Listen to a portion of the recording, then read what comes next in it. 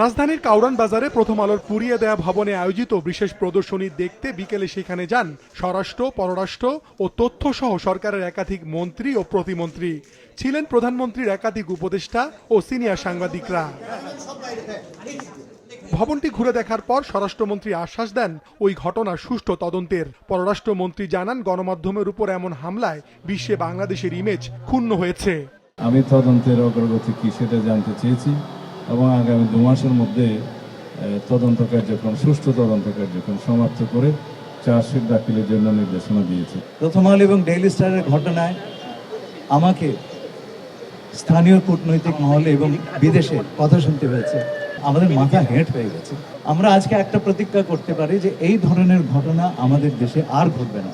তথ্য ও সম্প্রচার মন্ত্রী জানান, গণমাধ্যমের স্বাধীনতা নিশ্চিতে কাজ শুরু করেছে সরকার। কোনো অপরাধ তামাদি হতে পারে না।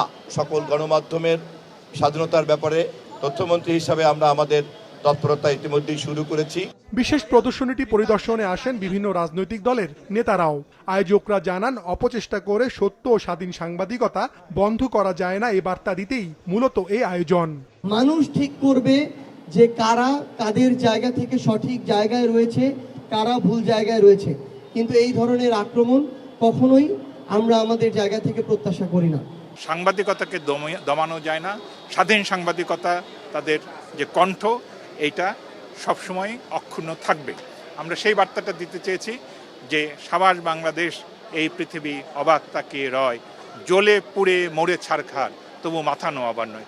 প্রথম আলোর অগ্নিদগ্ধ ভবনটি নিয়ে শিল্পী মাহবুবুর রহমানের আলো নামের এই প্রদর্শনী চলবে 2রা মার্চ পর্যন্ত। মাশরুক রাহাত, মাছরাঙা সংবাদ, ঢাকা।